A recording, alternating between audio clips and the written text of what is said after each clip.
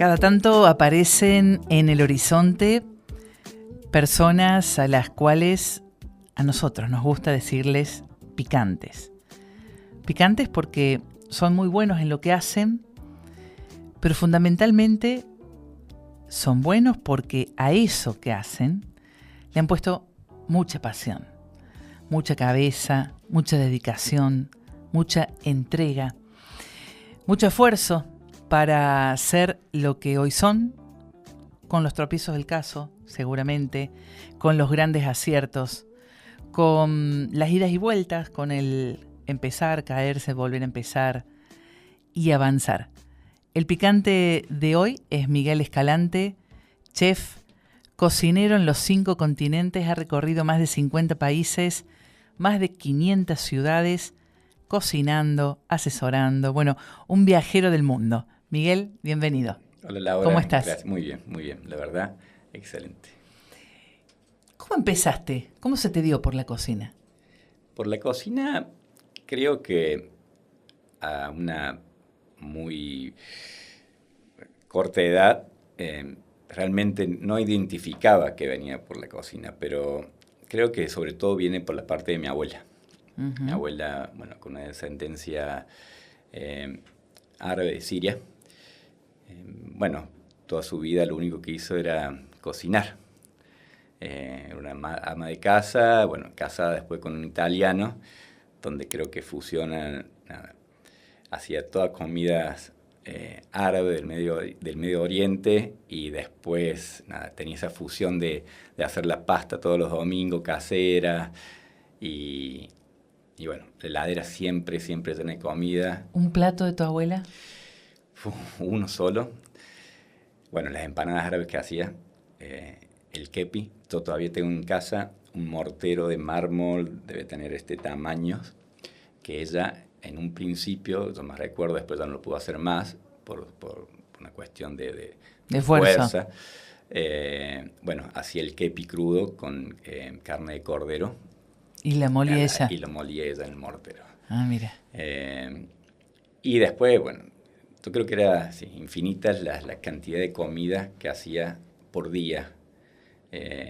Por ahí por ahí había tiempo en el cual yo ya había empezado a trabajar o ya vivía solo. A los 18 años yo ya me fui a vivir solo.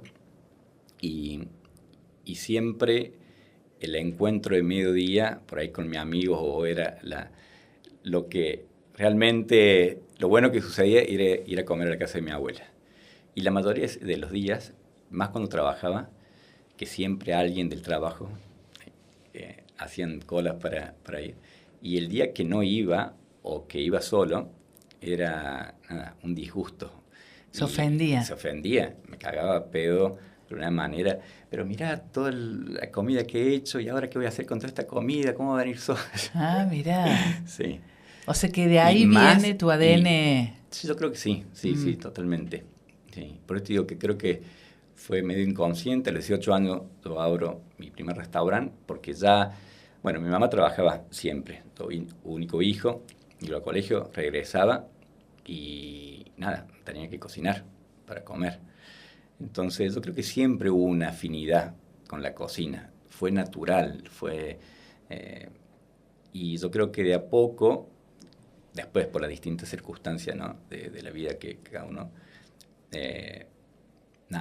al principio en mi primer viaje voy descubriendo la cantidad de distintas culturas, tipos de comida, empecé a descubrir productos que realmente no sabía que existían. Entonces voy aprendiendo y descubriendo ciertas cosas que digo, wow, esto es un mundo aparte, no es hacerme la milanesa, no es la empanada árabe. Entonces, para vos a los 18 años abriste tu primer restaurante. Sí. ¿Qué fue? Se llamaba La Posada. Era un restaurante, digamos, era creo que en el año 96. Una pizzería hacíamos minutas, pollo a la provenzal, al verdeo, con papas noisette, una pizzería, pero la verdad, lo más interesante de esto fue, creo que en ese momento, hoy, yo leyendo y repasando un poco, ¿no? Todo esto, ¿no? De dónde viene, el por qué, creo que me voy dando cuenta hoy quién soy y por qué a lo mejor he llegado o de qué manera he llegado a donde estoy. Ujú. Pero creo que ya de chico yo ya venía con una creatividad. Eh, Nada, creamos un espacio realmente único en esa época. La posada, que La tenía posada, un patio. que tenía un patio cervecero aparte del restaurante, donde entrabas por un pasillo muy fino a un parque, a un centro de manzana, todo descubierto, donde plantamos. Me acuerdo, uno de nuestros amigos estudiaba biología y él fue como que se encargó del patio cervecero. Estamos hablando de una época de nada, había mucho libertinaje, marihuana, música, Ujú. y nada, éramos muy jóvenes. En ese tiempo, mi socio, mejor amigo, después se sumó otro socio más que era amigos más que socios, Ujú. y que teníamos la misma pasión de crear, de hacer. Bueno, cocinábamos nosotros, uno de los cocineros, o el cocinero que teníamos, también un amigo que él ya venía cocinando, me acuerdo que fue cocinero de Anastasia en ese tiempo, ese restaurante que estaba en Boulevard San Juan, a la Sí, vuelta de la Cañada, sí. que era uno de los únicos restaurantes que había, digamos, de renombre. Eh, y nada, empezamos a aprender, fue un aprendizaje, un entretenimiento, conocimos, y esas son las cosas que yo creo que inconscientemente me he ido linkeando con gente eh, del lado artístico, del lado creativo.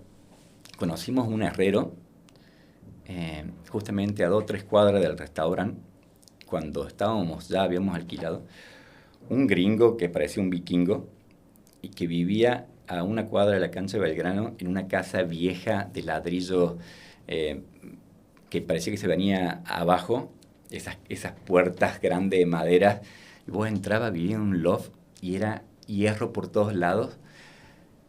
Y bueno, nos pusimos a charlar, ¿viste? Cuando conoces a alguien que parece que te conoce, y le decimos, mira, estamos para un restaurante y queremos hacer las mesas, las sillas. Bueno, hicimos todas las mesas, todas las sillas, todas diferentes, con motivos. Había una mesa, me acuerdo, redonda, con todos peces por abajo.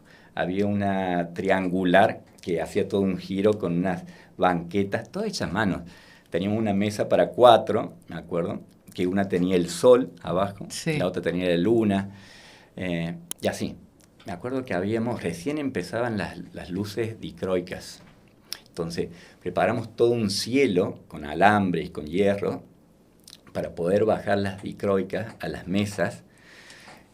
Nada, lo habíamos pintado morado, amarillo, una mezcla psicodélica con arte, bueno, las obras de arte de un artista, un amigo, y para mí un artista muy reconocido acá en Córdoba, con una trayectoria impecable, Aníbal Güede, muy vinculado a la escuela de arte en ese momento, profesor del 6º año y muy reconocido. Bueno, le decoró el camarín a Peter Gabriel cuando vino a Córdoba. Ajá. O sea, bueno, todas las obras del restaurante eran obras de él. Bueno, todos mis restaurantes han tenido obras de ¿Y arte. cuánto duró la posada? 2 años y medio. Ajá. Demasiado. ¿Demasiado? No, es poco eso. ¿No Era debes haber muy recuperado joven. la inversión? No, No. no. ¿Y cuándo te fuiste? No es que recuperamos, ¿no? O sea, creo que fue lo vivido. Ujú. Yo creo que en ese momento la plata era, sí, no, creo que fue lo vivido. Era muy joven, no parábamos y teníamos absolutamente todo lo que queríamos, conocíamos a todo el mundo en ese momento, los dueños del Mariscal en ese momento, que era la época del abasto, los dueños de los boliches acá en zona norte, de Factory, o sea, queríamos ir a un lugar, entrábamos gratis, tomábamos gratis, nada, en ese momento eso es, creo que uno cree que es el dueño del mundo. Te llevas todo por delante. Todo por delante. ¿Te equivocaste? Obviamente. Me equivoqué, creo que de la buena manera. Yo creo que el que no se equivoca no aprende. Yo creo que está en cuánto uno puede aprender o qué tan rápido uno puede aprender para seguir evolucionando, para seguir creciendo. Y creo que está bueno saber cuándo uno se equivoca. ¿Cuándo viajaste, Miguel? ¿Cuándo decidiste decir, bueno, mi Cuando primer viaje? la posada. ¿Cerrás la posada y dónde vas? Pasan, sí, unos acontecimientos medios, bueno, que obviamente marcan una parte de mi vida. Uno de los socios, Sebastián, teníamos 21 años, un loco muy amigo del Potro Rodrigo, que sabía ir a la posada, y muy del estilo del Potro, o sea, una energía sobrenatural, no paraba. Los problemas que teníamos eran justamente por ahí, por eso, porque era una persona que, nada, no paraba. Y tiene un accidente muy tonto a la vuelta de la casa en una moto. Él tenía motos en esa época y fallece. Y ahí es como, y yo creo que también nuestra relación ya de amigos, socios, ya era un final. Mi otro amigo se decide ir a estudiar, que él ya había empezado abogacía, a estudiar San Luis, y yo con otros amigos me voy de viaje. Ahí comienza otra etapa de mi vida, que comienza con un viaje desde Ecuador hasta Los Ángeles, yendo país por país. En esa época no existían los celulares, no existía el internet, no sabíamos dónde íbamos, porque nada, lo veíamos en el mapa y por ahí ciudades que obviamente ni siquiera hoy me acuerdo por dónde anduve, porque hemos recorrido mucho, era todo por pie, colectivos, por el medio del Amazonas, que hemos quedado 15 días en el Amazonas, en el medio del Amazonas, en un pueblo que no pasaba absolutamente nada. O sea, había 2 piezas, creo que era el hospedaje que había en una casa, donde ni siquiera había todo ripio, todo selva. Barcos con animales, barcos de carga, que llevaban alimentos de un pueblito a otro, porque por ruta seguramente no llegaban. Y así, llegamos hasta Costa Rica, que era la parada, digamos, el destino final. Ajá. Año 94, 95. 96, 97 ya. 96, 97. ¿Y después volviste o ahí ya descubriste tu alma viajera? No. Bueno, me quedo 6 meses en Costa Rica, después con un chico que conozco ahí, que ya había vivido en Los Ángeles. Ahí nos separamos con el grupo que íbamos nosotros, yo me decidí ir con él se volvía a Los Ángeles y dije, bueno, yo me voy con vos. Nos fuimos, nosotros le habíamos comprado un camping a él, él no vende el camping, con esa plata se iba de viajar, y yo dije, bueno, yo me voy con vos, los chicos me conocen mi parte, y fui, en realidad no íbamos en avión, pero a él no le dan la visa para ir a Estados Unidos. Y me dice, yo me voy lo mismo, pero me voy por tierra, porque después me van a ir a buscar a mí, a Tijuana. Bueno, le digo, yo me voy con vos. Así que nos fuimos por tierra, cruzando Nicaragua, El Salvador, Honduras. En esa parte, en esa época El Salvador era, nada, eran las 4 de la tarde, no podíamos salir, se escuchaban tiros por todos lados, era, nada, heavy, ¿no? Aparte, ni siquiera mi mamá sabía por dónde andaba. Después cruzar todo México desde Chiapas, en esa época Chiapas también estaba muy... Esto yo lo voy descubriendo al día a día, porque yo no tenía información de realmente lo que estaba ocurriendo, y más por esos lugares. Yo creo que nadie, era muy poca la información que había de realmente lo que estaba pasando. Sí. Cruzar México de punta a punta creo que fue lo más duro. O sea que había veces que subían, porque viajábamos en colectivos, y paraban en colectivo cada 50 kilómetros, creo. Y subían, y el chico que iba viajando conmigo, claro, rubio, surfero, pelo carré, ojos azules así. Y yo zafaba, pero lo mismo, por ahí en esa parte del sur de México, que hay mucha cultura india y mestizos, nada, subían y decían, usted, abajo, así, derecho. Y eso constantemente, de querer sacar plata, de tratar de manipular, asustarnos, éramos muy chicos. Bueno, hasta llegar a Los Ángeles, en lo cual a mi amigo nunca lo van a buscar a Tijuana. Era una historia muy larga. Sí. Pero yo termino llegando a Los Ángeles, me quedo 6 meses, viajé bastante por ahí. Y de ahí había aprendido a surfear en Costa Rica, que era lo que todo el mundo hacía. Y bueno, estaba un poco entre Hawái, antes de volverme a la Argentina, por la onda del surf, o Jamaica, por la onda del reggae. Ajá. Que justamente en la posada, en el patio cervecero, pasaban únicamente música reggae, claro, nada más. Claro. Habíamos puesto hamacas paraguadas, todo muy, muy oscuro, una onda, no existía nada así. Yo creo que fue único. Ajá. Después tuve una historia porque viajando, estoy en un bar en Berlín, me acuerdo, y por unos conocidos, y le cuento un poco, y me dice él, no me digas que vos eres el dueño de la posada. Me dijo así, después de no sé cuántos años, y fue una cosa, eso nunca más me olvidó también. Bueno, volviendo a eso, decido Jamaica. Solo. Jamaica. Mi inglés era muy, pero muy, muy pobre, muy. Sin información, sin saber dónde iba, sin nada. Llego a Kingston y me acuerdo, llego porque no sabía dónde iba. No tenía hotel, no tenía nada. Sí. Y le digo, voy en una casilla de informe, y le empiezo a preguntar dónde puedo parar. Y me empieza a pasar a hoteles de 5 estrellas. Digo, los 6 meses que había trabajado día y noche, digo, no me lo voy a gastar acá. No, le digo, no. Le digo, empacado, que no, que me tenía que dar algo más barato que... Bueno, me dice, tengo esto, me dice. Imagínate, lo más barato era seguridad privada, cancha de tenis, pileta, cancha de básquet, al lado de la casa de Bob Marley. Y dije, bueno, ahí voy. Y ahí fui. Ahí fui y me hice amigo del chico que abría, el de seguridad, un chico joven, pobre, que abría la puerta. Sí, ¿no? De la casa Bob Marley. No, del lado donde estaba parando. Era un complejo de departamentos. No era un hotel ni nada. Tenía mi casita, podía cocinarme yo y esas cosas. Sí. Y bueno, el primer día me acuerdo, dije, ¿qué hago acá? Salgo a caminar donde era un extranjero, era un blanco total. La gente me miraba como un extraño. No pasaba desapercibido para nada. Y nada, salgo a caminar. Y nada, termino cruzando con un rasta.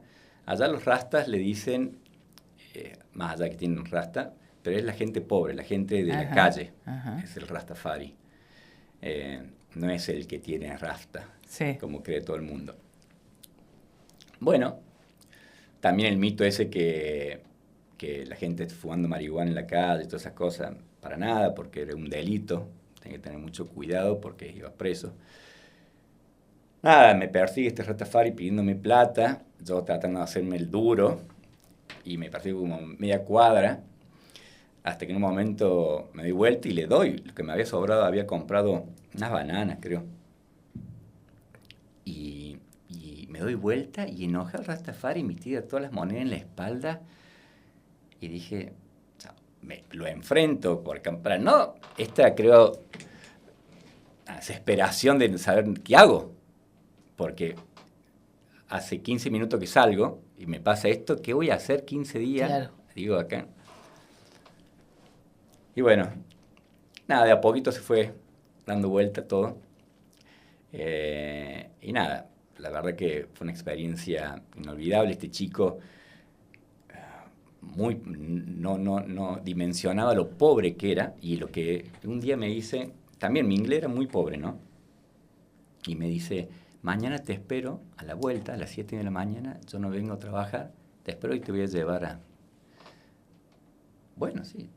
Bueno, voy al 7 de la mañana, digo, ojalá que sea esto lo que me dijo. Fue a las 6:30 de la mañana esperándome a la vuelta del trabajo. No fui a trabajar. Bueno, me lleva por ahí hasta que me lleva a su casa. En el medio de la nada, al lado del mar. Y su casa no era más grande que esto, toda de chapa, donde sale el hermano, contento que yo venía, y ahí dimensioné, digo, wow. O sea, dimensioné lo que era a lo mejor el trabajo ese para él. Dimensioné que él me llevó, nos fuimos en colectivo, bajamos, caminamos, en el medio de la nada, una casita de 4x4 de chapa, y él me llevó a su casa. A su casa y con su... Nada, emocionado, o sea, era... Y... Nada, esas cosas que... Yo creo que ni siquiera en el momento dimensioné el significado y el valor y esta historia, ¿no? Donde pasamos el día ahí bañándonos, después volvimos, después fuimos a lugares en el medio del gueto, donde casi hubo un momento que yo entré a habitaciones oscuras, están todos fumando. Los jamaiquinos tienen, si alguna vez vas, o seguramente porque es algo totalmente cultural, o si alguien alguna vez anduvo por ahí, en los lugares pobres tienen parlantes de 2 metros que todos los sacan en la calle. O sea, vos vas caminando por la calle y ponen música, todo lo que da, y el del medio, y todo uno al lado del otro, como si fuera un bar, pero es la casa. Es una cultura, o sea, la música para ellos es permanente algo... todo el tiempo. Sí. Bueno, terminé en lugares donde digo, bueno, pues lo dejo todo al destino. Claro. ¿Y volviste ahí a Argentina? ¿Cuándo empezaste a Bueno, terminé ser jugando chef? al fútbol con el primo Bob Marley, en la casa de Bob Marley. Mira. Con todos los rastafaris de ahí. Un día. Qué loco. Sí. ¿Y cuándo dijiste, bueno, el chef va a ser mi oficio, mi profesión? Estudiar eso, dedicarte a eso. Ya en Costa Rica me di cuenta que el ser chef era realmente un oficio. Yo siempre lo hice natural porque me gustaba y porque... Pero en Costa Rica, donde entré a trabajar en un lugar, porque más que todo por curiosidad de un hotel, digamos, de 3 estrellas, 5 estrellas, no me acuerdo. Obviamente entré a pelar papas, pero allí realmente me empecé a dar cuenta de la importancia de un cocinero. Uh-huh. Y después en Estados Unidos trabajé también, pero también en cocina, no como cocinero ni nada, sino ayudante, pelando papa el 50% y lavando platos el 80%, ese era mi trabajo. Con uh-huh. suerte por ahí tenía que poner unas papas en una freidora, máximo. Uh-huh. Y me di cuenta que en la cocina el dialecto era la materia prima, es el cocinar, en cualquier dialecto, cualquier lengua. Y después me pasó en Australia, y fue una de las cosas que también me marcó bastante y que creo que fue uno de los poderes míos que tenía yo, es poder realmente cocinar. Uh-huh. Y yo creo que eso fue también ir pasando por distintas circunstancias, necesidades. Pero bueno, volviendo a la pregunta, ¿cuándo fue? Bueno, fue ahí cuando vuelvo de viaje. Sí. Recién había abierto Azafrán. Ajá. Que mi profesor, primer profesor fue Luca Galán. Sí. Con Ani. Pero bueno, era una vez a la semana, 4 horas. Claro. Que creo que el 80% de la gente que iba gente porque a pasarla bien. Claro. No porque lo buscaba como algo realmente. Para trabajar. Éramos muy pocos.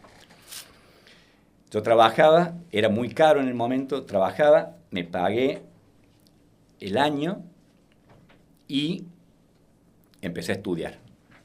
Pero bueno, obviamente que nada, yo ya venía de haber viajado por un año, que ya me había recorrido toda Latinoamérica, y venía con... Otra cabeza. Sí, o sea, yo estaba acá, pero mi cabeza estaba... Una de las cosas que me arrepentí mucho fue, por eso después elegí Australia, en no haber hablado inglés en Estados Unidos. Porque vivía con mexicanos, trabajaba con mexicanos. Claro. En Los Ángeles y todos los lugares que por ahí me movía con ellos eran lugares que ni siquiera necesitaba hablar inglés. En el momento, bueno, chico y la misma... También yo creo que también estaba muy cansado de un viaje muy largo. Uh-huh. Yo creo que tenía en mi cabeza el regreso. Y no disfruté tanto y no le saqué tanto provecho porque creo que era hacer plata, volver a Argentina y ver. O sea, que creo que en ese momento desperdicié mucho. Después te fuiste a Australia, y en Australia, ¿cuánto te quedaste? Y 11 años. 11 años. Sí. Ahí viene la parte de consolidación de tu carrera. Sí, totalmente. Ahí empieza mi carrera realmente. Ahí yo descubro realmente que digo, wow, esto realmente es en serio. Y a esto me voy a dedicar el resto de mi vida.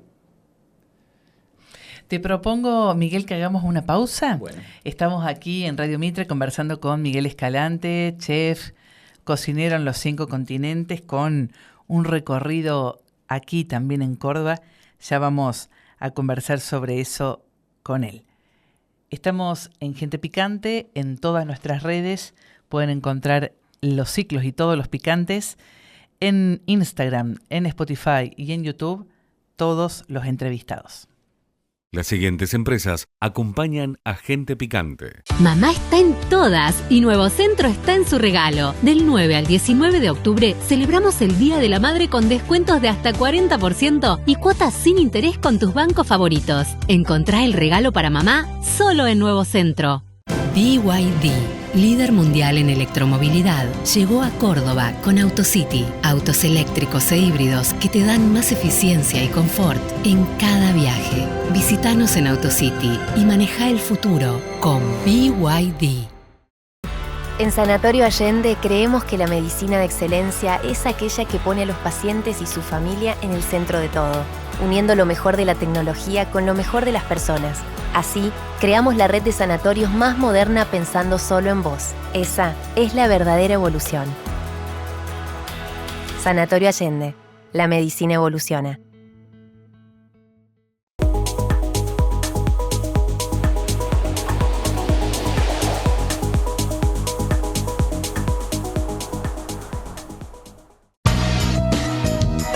Integralis, medicina biológica y de precisión. Un enfoque innovador que adapta cada tratamiento a tu bioquímica única para mejorar tu calidad de vida y mantenerte vital a largo plazo. Hacé tu consulta hoy al 351-215-7535 y da el primer paso hacia tu bienestar. Integralis, alto rendimiento todos los días. Acompaña a Gente Picante, Casalta.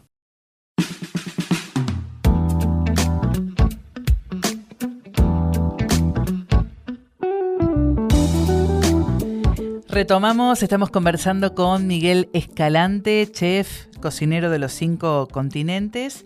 Habíamos arribado, Miguel, a Australia. Ahí fuiste cocinero de la selección australiana de fútbol, sí. El chef. Terminé siendo cocinero. Terminaste. ¿Y sí. qué aprendiste ahí? Y aprendí muchas cosas. Yo creo que aprendí, con la selección, lo que aprendo creo es entrar en un mundo totalmente distinto al que venía, dentro de la cocina. No aprendí ni técnicas, ni platos nuevos. Implementé mucho de lo que yo ya había aprendido durante todos estos años.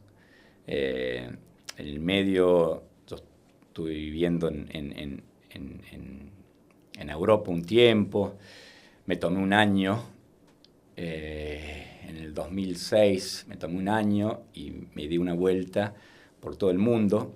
Tenía 4 paradas en cada continente.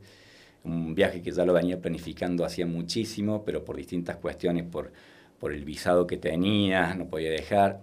Yo fui sponsorizado por cada restaurante que trabajé. En esa época en Australia era muy, muy difícil conseguir un sponsor, porque fui uno de los primeros. En mi restaurante donde trabajé, fui el primer chef que fue sponsorizado.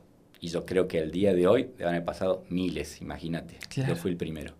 Mira. Y bueno, lo que aprendí en Australia, primero fue una experiencia. Primero me gusta el fútbol, siempre me gustó muchísimo. O sea, participar del evento, el mejor evento que hay, o capaz que en el mundo de cualquier deporte, que es un mundial, era algo que ni siquiera lo había soñado. Después, la experiencia como grupo, nunca me sentí. Yo era el único que no era australiano. Uh-huh. Y el técnico. Sí. Pero después, y nada, yo estaba ocupando un lugar de un australiano. ¿Y nunca te sentiste extranjero? Nunca. Nunca la gente me hizo sentir. Nada, de ese lado, una experiencia. Nada, súper gratificante que no tiene un valor, ¿no? Bueno, así que aprendí un montón. ¿Y hace cuánto que estás en Córdoba de manera más o menos fija? Y no, yo regresé justamente después del Mundial, se hizo la Copa Asiática en Qatar en 2011 y eso fue mi último trabajo. Trabajé 3 años y medio con la selección.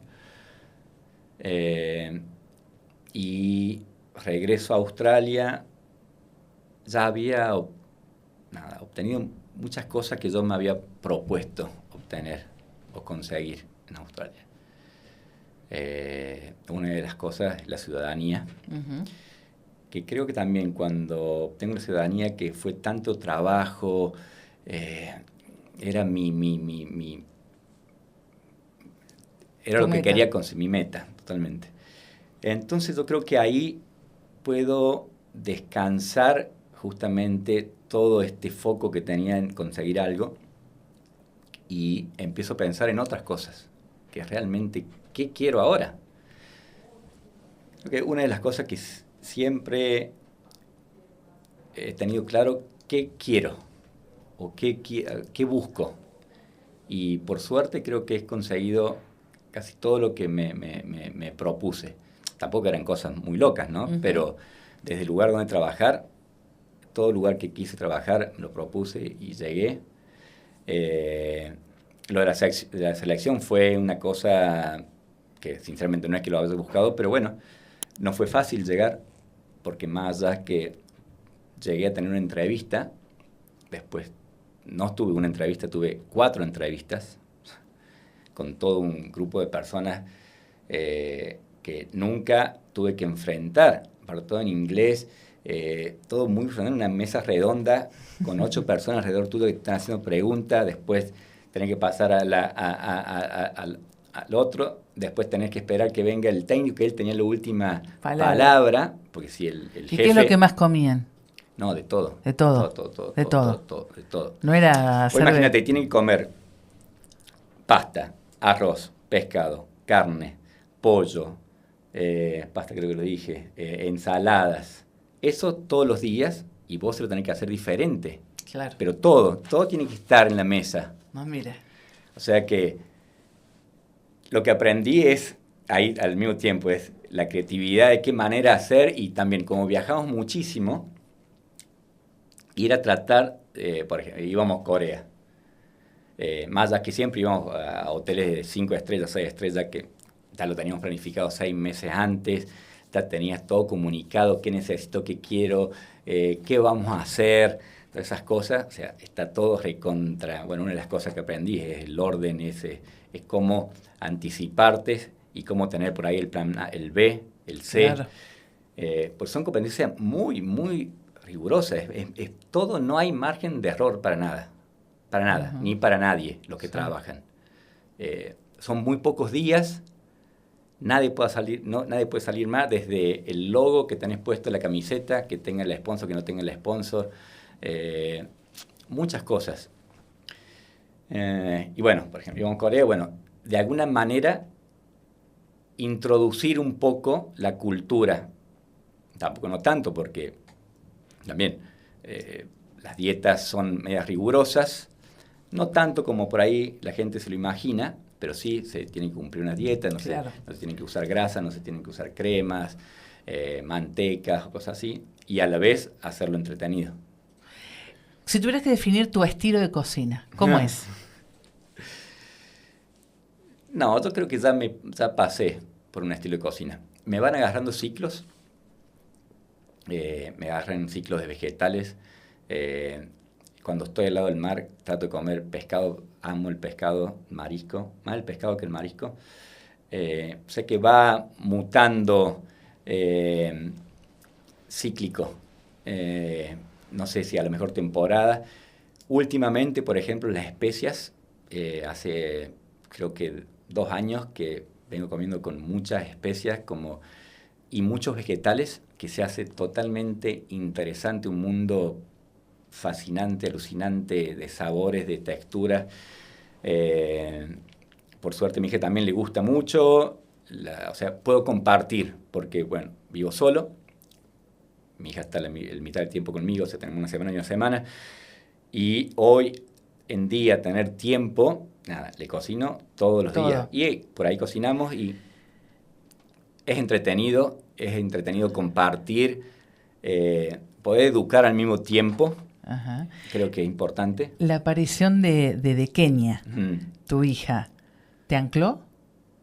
Y no, a lo mejor me ancló por el estilo. En el buen sentido, ¿no? Claro, Digo, por el estilo de vida por ahí que yo tenía. Pero sí, obviamente que no lo vi de ese. Aunque he tenido la posibilidad, cuando Kenia tenía 4 años, nos fuimos los dos solos a Australia por 20 días, donde nada, fue una experiencia alucinante. Compartimos el día a día con gente. El 90% de mis amigos de Australia, ninguno habla español. Entonces, y es multicultural, desde Sudáfrica, desde australianos, ingleses, franceses. Entonces, nada, esa mezcla, ese compartir, ella, yo creo, era muy chiquita, y es muy, muy mamera. Todo el mundo cree que es más papera que mamera, y no. Y la tuve que obligar que hable con la madre, cosa que... Mira, sí, estaba feliz. Desconectar, le dije, porque va a creer que la madre... ¿no? y la única vez que lloró fue cuando le dije que nos volvíamos. Ah, mira. Digo, una vida de tanto viaje y tan trashumante como contás vos, imagino que un hijo te amarra en el sentido de decir, bueno, me quedo acá. Sí. Y hoy estoy acá estoy primero porque quiero y creo que... nada, eso por ahí lo hablo bastante con gente que me pregunta, ¿qué haces acá? Y más en la situación en que estamos. Y sinceramente estoy acá porque quiero estar acá. Ya hoy, más allá de mi hija o no, porque bueno, ya Kenia cumple 11 años, el año pasado me fui a Australia bastante tiempo, en lo cual creía que no lo iba a poder hacer nunca. Lo hice y al contrario, descubrí cosas que realmente me alimentaron muchísimo, porque entendés un montón. Este último viaje a mí me alimentó en lo personal muchísimo. Para crecer en el tema de un montón, desde del ego que realmente quiero, qué es lo que realmente tiene valor para mí. Uh-huh. Que son cosas que realmente te das cuenta al vivirlas y entenderlas. Y acá en Córdoba, a tu regreso, hiciste proyectos muy interesantes, ¿no? Fusco, República, New. Sí. ¿Cómo te imaginas en este presente? Y es un presente, nada que, por lo que propia información todo el mundo, nada, presente complicado.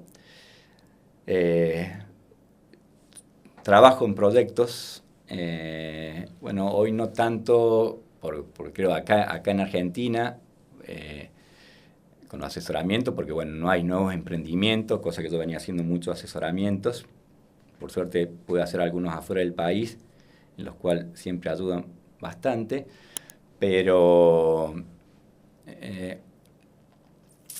había decidido, después del último restaurante, por muchas cosas, de hacer un paso un poco al costado de los restaurantes. Por el estilo de vida que venía teniendo, por la demanda, por el estrés, por distintas circunstancias. Y cuando salí un poco, hice un paso al costado, empecé realmente a ver otra realidad. Y por suerte, poder trabajar de otro lugar que uno siempre estando tan enfocado y estresado y tratando de solucionar el día a día, realmente no te deja ver un montón de cosas. Entonces, hoy yo estoy viendo mucho desde afuera. Por ejemplo, la situación actual, veo colegas el día a día, hablo con ellos y compadezco por eso. O sea, lo veo a ellos como están y me veo yo como estoy y digo, wow, agradezco en este momento estar donde estoy y ver las cosas donde veo. Veo que todo va evolucionando muy, muy rápido y creo que hoy la gastronomía, antes, yo creo, o por lo menos todos mis proyectos anteriores han sido más pasionales que realmente inteligentes. Uh-huh. Hoy, si yo tengo que hacer algún proyecto gastronómico, la pasión ya la dejé a un lado. O sea, la pasión esta de querer lograr ser el número uno, de estar compitiendo, de querer deslumbrarme y que todo el mundo diga, uy, mira lo que está haciendo. Ese ego, ese que me pasó muchísimo y la pasé mal. La pasé mal porque, nada, terminás, esto lo ves de afuera, lo veo hoy. Uh-huh. Terminás trabajando para no sé quién, claro, para el reconocimiento de quién, para que ser mejor que quién. ¿Tocaste fondo en algún momento? Sí, me fue bastante mal, perdí absolutamente todo, volví a empezar de vuelta. Pero siempre he tenido, una muy rápida recuperación.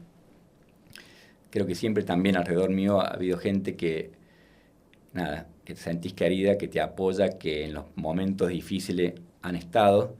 Yo creo que ayuda muchísimo. Y bueno, yo creo que mi vida ha sido, yo viví mucho tiempo solo, he viajado mucho tiempo solo. O sea, que siempre he estado yo contra yo. Uh-huh. Y siempre hay obstáculos, siempre.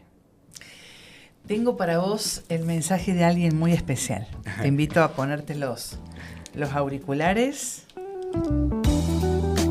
Bueno, este es un mensaje para el Miki, de su hermana del medio, la Lu. Un mensaje para recordarle lo mucho que lo quiero y lo importante que es para mí. Miguel es la persona que a medida que yo iba creciendo se volvía en una inspiración de cómo uno puede vivir la vida, de la cantidad de cosas que uno puede recorrer y de que vale la pena enfocarse en lo bueno, que vale la pena descubrir, salir de aventuras, ponerse a la altura de la gente que te rodea en cualquier lugar que te toque vivir, empaparse de culturas y aprender. Desde chiquita siempre estuvo ahí recordándome que me tenía que animar y que había que salir por los sueños de uno porque la vida era una sola.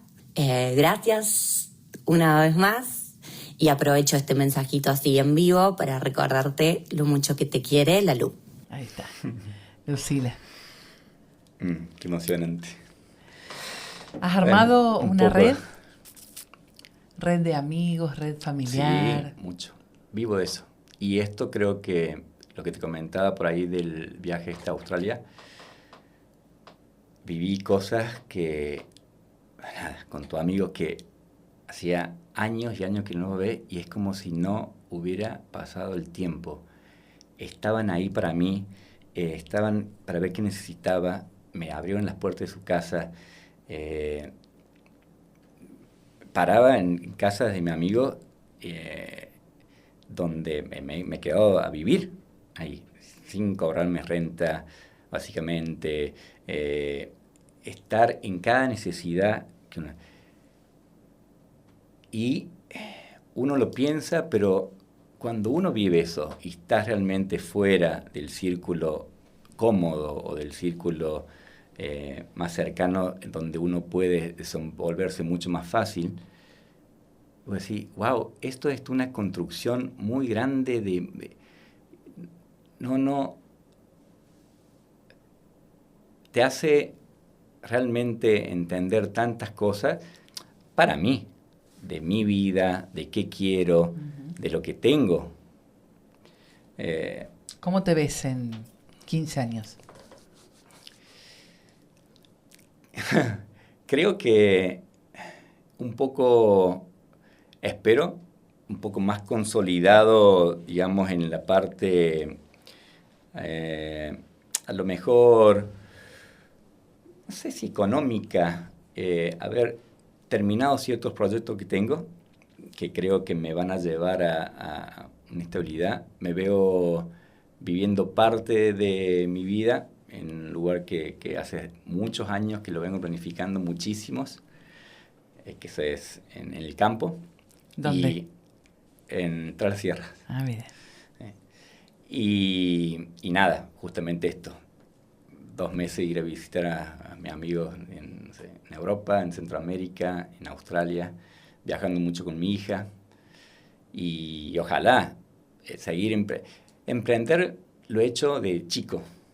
Y creo que nunca voy a parar. Yo creo que hoy estoy en una parte, más allá que no esté justamente, pero estoy trabajando en un emprendimiento hace años, que ya va a salir.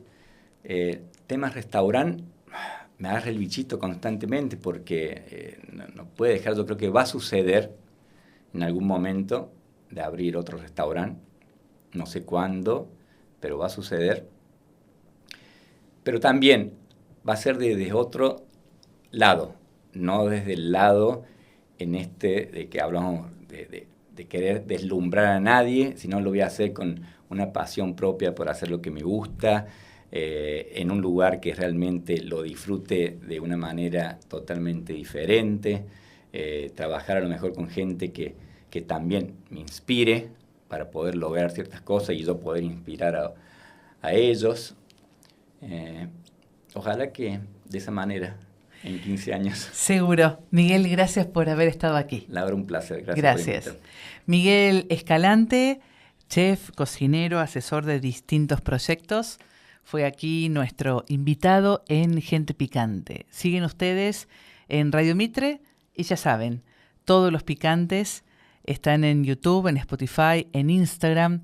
Allí están todos los ciclos. Búsquenlos como Gente Picante. Chau, chau.